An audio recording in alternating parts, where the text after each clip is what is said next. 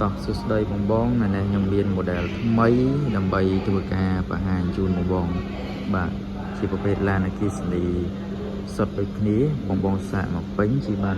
380គីឡូជាមួយនឹងមួយគ្រឿងនេះគឺ model BYD Eto 2បាទចឹងនេះរូបរាងផ្នែកខាងមុខការ design បាទទៅបណ្ណាថ្មីបាទបងប្អូនរូបរាងនេះគឺយើងទៅតែផ្លាស់ប្ដូរថ្មីបាទខាងមុខនេះគុជ LED ចំនួន2គ្រាប់មកបាទស្អាតណាស់មែនតើបងប្អូនអរគ្នាអាចអញ្ជើញមើលបានតោះបាទឥឡូវនេះខ្ញុំបង្ហាញជាមួយនឹងផ្នែកចំហៀងបាទខាងមុខចំហៀង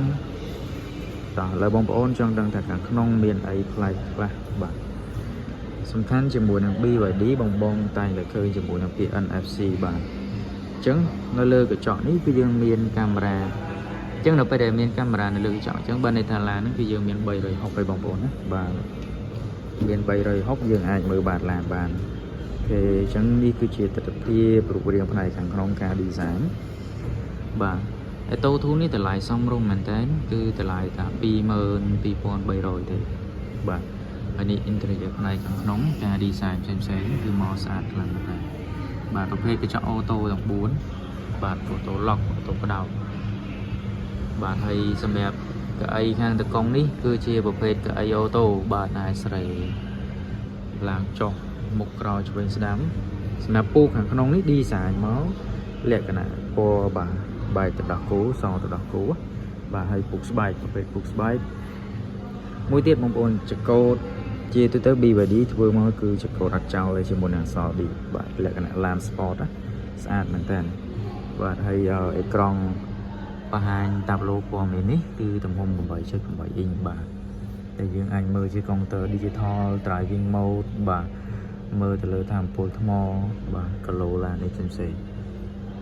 ហើយសម្រាប់នៅលើដៃចកោតនេះបាទនេះកន្លែងនេះសម្រាប់ប៊ូតុងដែលយើងអាចធ្វើការប្រើនៅមុខងារ Cruise Control បានបាទហើយឡើងនេះគឺយើង view 360អូខេស្អាតខ្លាំងមែនតើ graphic កាមេរ៉ាច្បាស់ចេះតែម្ដងបាទ360បាទទេហើយកន្លែងនេះបាទជាតេអូធូនេះយើងអត់មាន wireless charge ទេបាទយើងអត់មាន wireless charge ទេហើយកន្លែងដាក់កំប៉ុងទឹកបាទចង្កឹះលេខបាទអញ្ចឹងសម្រាប់នេះគឺ driving mode បាទយើងដូរ driving mode បាទនេះតេតូនទៅនឹងទៅដល់ជើងខំណាយ៉ាចង្កឹះលេខនេះមកទូស្អាតទេបាទទំនុកក្រោយឆ្វេងស្ដាំបាទស្រីវឌ្ឍមានផ្សេងៗនៅលើហ្នឹងកន្លែងនេះដាក់អីវ៉ាន់បាទជ្រៅដាក់អីវ៉ាន់បានច្រើនគេកន្លែងនេះកែវទឹកអី2កែវកាហ្វេ2នាក់កាប់ផល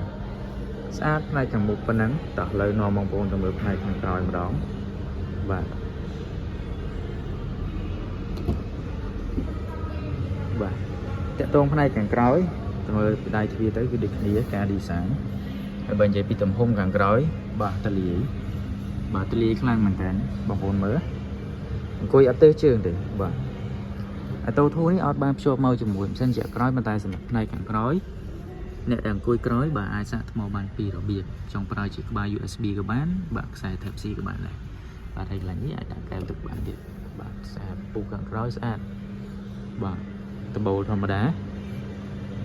ទំហំឡានពីមុខដល់ក្រោយ4ម៉ែត្របាទ4ម៉ែត្រ3ល្មមប្រភេទຂະຫນາດ compact SUV បងប្អូនហើយបើ stop ខាងក្រោយនេះរូបរាងបងប្អូនអាចមើលហើយរូបរាង stop ខាងក្រោយបានស្អាតមែនតើបាទ BYD Auto 2ភ្លើងនេះគឺចោលឡាយមួយឆ្នូតឆ្វេងដល់ស្ដាំទៅបាទស្អាតតោះឥឡូវនាំបងប្អូនមកមើល space ខាងក្រោយតើអាចដាក់អីវ៉ាន់បានប៉ុន្មានដែរជាមួយនឹងផ្នែកខាងក្រោយបាទអញ្ចឹងនេះគឺជាទំហំឃ្លុបក្រោយគូតក្រោយបាទអញ្ចឹងកន្លែងនេះគឺមកល្មមជាមួយនឹងទំហំឡានប៉ុណ្ណេះបាទបងប្អូនអាចដាក់អីវ៉ាន់ក៏ដូចជាវលីអីវលី size អីល្មមតែម្ដងបាទហើយពេលបងប្អូនទិញទៅវាភ្ជាប់ជាឆ្នាំងសាកបាទ7គីឡូវ៉ាត់ជាមួយនឹងឆ្នាំងខ្សែសាកចល័តបាទតោះបងប្អូនចាប់អារម្មណ៍ឬក៏ចង់សាកសួរព័ត៌មានផ្សេងបាទអាចតតងមកខាងផ្នែកលក់ដែលខ្ញុំដាក់លេខទូរស័ព្ទនៅក្នុង description ហ្នឹងបាទអរគុណច្រើនបាយបាយ